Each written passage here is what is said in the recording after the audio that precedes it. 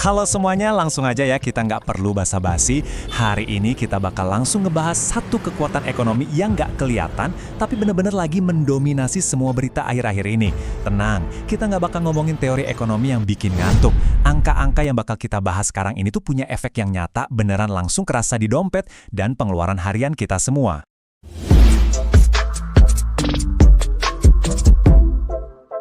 Oke, mari kita langsung bedah ini.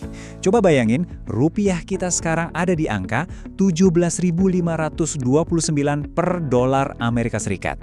Ini tuh kita lagi nyentuh titik terendah secara historis loh. Dan ingat, ini bukan cuma sekedar angka yang gerak-gerak di layar bursa saham. Pelemahan makro, ini tuh ibaratnya kartu domino pertama yang jatuh, terus memicu rentetan reaksi ekonomi yang panjang banget di seluruh negeri. Nah, pertanyaannya sekarang, gimana sih pergeseran tekanannya? Gini, inflasi di bulan April kemarin itu emang sempat turun ke angka 2,42%. Terus harga makanan habis lebaran juga udah mulai stabil kan? Ya lumayan melegakan lah ya. Tapi, ancaman barunya sekarang bergeser. Karena rupiah lagi loyo, beban terberatnya tuh pindah ke biaya energi dan ongkos produksi.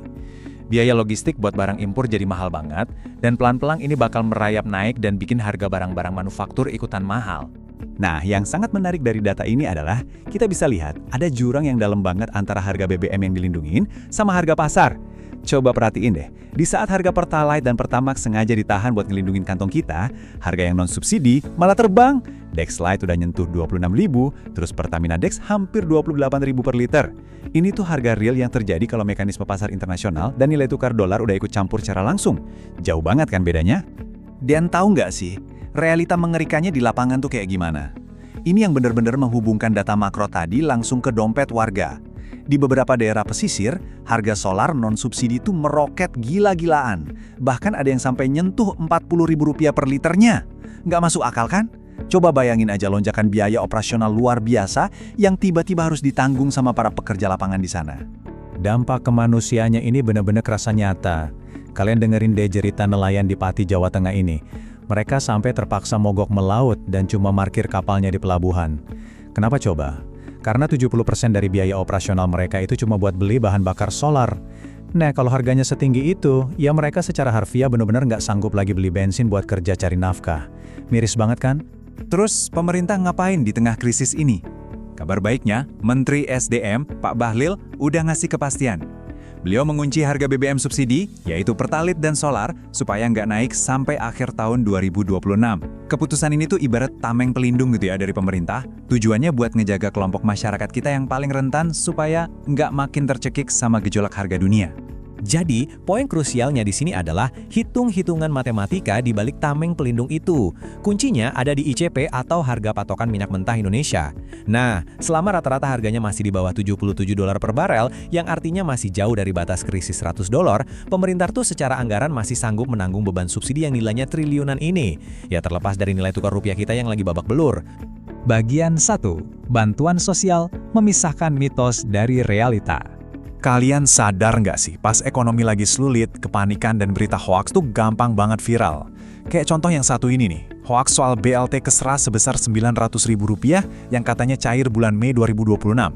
Wah, ini mah parah, sampai ada yang pakai video bikinan AI buat nipu orang. Padahal faktanya, program itu udah resmi dihentikan akhir tahun lalu. Jadi tolong banget ya, jangan pernah iseng ngeklik link pendaftaran kayak gitu. Itu murni penipuan, cuma buat nyolong data pribadi kalian secara digital. Tapi tenang aja, jangan khawatir. Bantuan sosial resmi dan nyata dari pemerintah tetap jalan kok sesuai jadwal. Di bulan Mei 2026 ini, program reguler kayak PKH dan BPNT beneran lagi didistribusiin lewat bank-bank himbara dan kantor pos. Bahkan yang bikin lega, dari data terbaru, pemerintah baru aja nambahin lebih dari 475.000 keluarga penerima manfaat baru yang kelayakannya udah diverifikasi dengan ketat. Dan ini dengan sangat jelas mengilustrasikan gimana gampangnya kita mengecek kebenaran.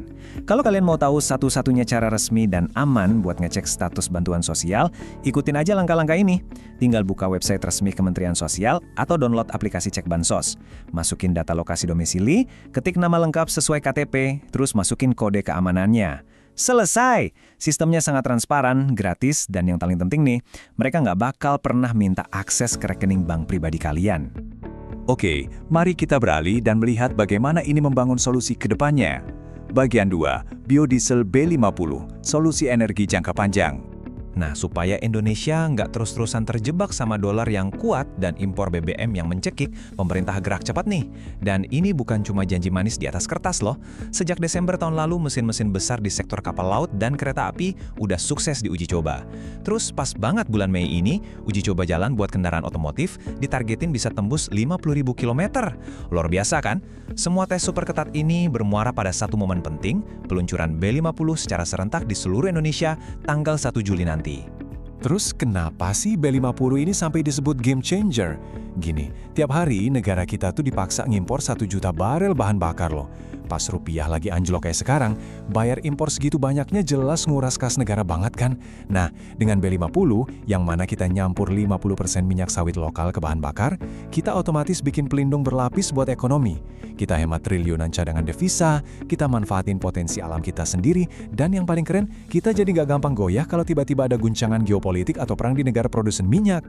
Jadi kalau kita tarik benang merahnya, dari pergerakan rupiah di awal tadi, terus jerita nelayan, sampai ke solusi inovasi energi sawit, semuanya itu benar-benar nyambung dan sangat rasional. Pertanyaan besar yang tersisa buat kita renungkan sekarang adalah, dengan peluncuran B50 yang tinggal nunggu bulan aja, mampukah kita akhirnya memutus rantai ketergantungan energi ini dan ngebangun fondasi negara yang benar-benar kebal dari krisis dunia? Gimana menurut kalian? Menarik banget buat kita pantau. Terima kasih banyak udah dengerin penjelasan ini sampai habis, dan sampai jumpa di pembahasan seru berikutnya.